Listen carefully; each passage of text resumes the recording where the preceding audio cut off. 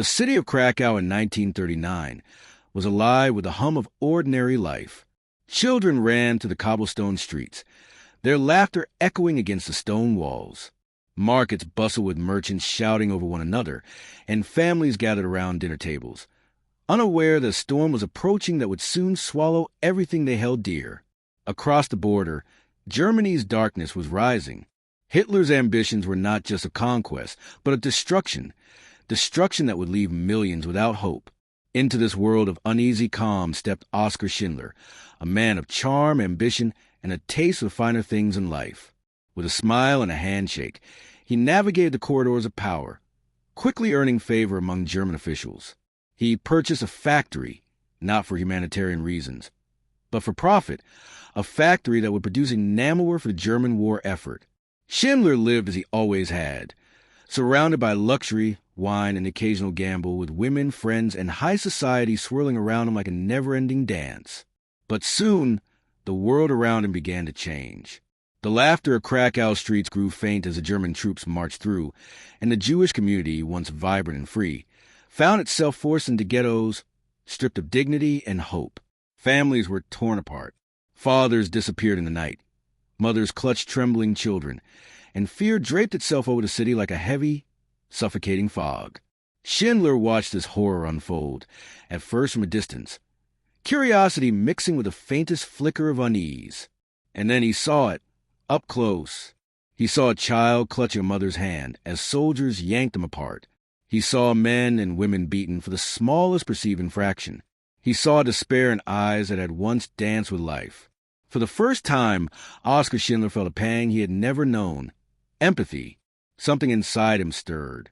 The man who had once measured people by their utility now measured them by their humanity. It started quietly. A whispered word here, a small bribe there. Schindler began keeping Jewish workers in his factory under the guise of necessity for the war effort. Every worker with a life saved, though the world would never know it. The factory, once a place of profit, became a refuge. He would sneak in extra food, bribe guards to look the other way, and shield his workers from deportation. Each act of courage was a tiny rebellion against the machinery of death that surrounded them. Yet danger was never far. Every day could have been the last. A Nazi officer might discover his motives. A shipment could be rerouted. A list could be scrutinized too closely. And so he risked everything, his fortune, his freedom, even his life. He saw himself as expendable, but every worker, every family, every trembling child mattered more than the luxury he had once cherished. By 1944, the war had reached its most devastating crescendo. The Nazis planned to shut down his factory, sending his workers to the concentration camps. The fear was palpable. Families huddled together, children clinging to mothers, men staring at the floor, silently counting the hours until the end. And then Schindler made his move.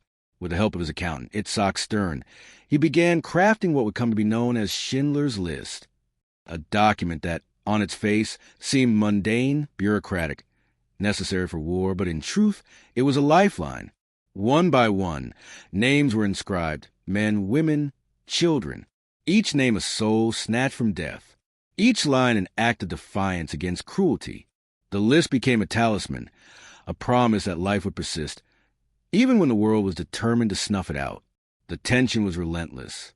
A sudden inspection by a suspicious officer, a shipment of workers diverted at the last moment, a list that might be seized and examined. Schindler's heart pounded, but his resolve never wavered. He knew that beyond these gates, beyond the numbers and the bureaucratic deception, were real lives. He saw the mothers clutching infants, the young men hoping for a future, the elderly yearning to see another sunrise. Every risk, every bribe, every sleepless night was worth it. And then the day came when the war ended. The factory, the refuge, the battleground of courage, fell silent. The world had changed, and Schindler, once a man of wealth and indulgence, was left with nothing, his riches spent, his safety precarious. He had nothing to show for his life in material terms. And yet, he had given everything that mattered. Over 1,000 lives had been spared by his actions. Families were whole again. Children would grow up, not knowing the death that had lurked so close. Survivors would tell their children, and their children's children, that one man had refused to look away. They gave him a ring, simple but profound, inscribed with a single phrase: "Whoever saves one life, saves the world entire." And in that moment, Schindler understood that he had lived a life of immeasurable value, not through wealth, not through status, but through courage, compassion, and the choice to act when the world seemed determined to do nothing. Oskar Schindler died a man without riches, without the grandeur he had once pursued, but he died a hero, a quiet guardian of life. His factory stood silent, yet the echoes of hope, bravery, and humanity reverberated across time. Through his actions, he taught the world that even in the depths of darkness, light can endure. That even one person, by choosing courage over indifference, can alter the course of countless lives. And so his legacy lives on, not in monuments or gold, but in the lives he saved, the families he preserved, and the proof that humanity, even in its darkest hour, can shine. I hope you enjoyed this video. Like, subscribe, and share for more videos like this.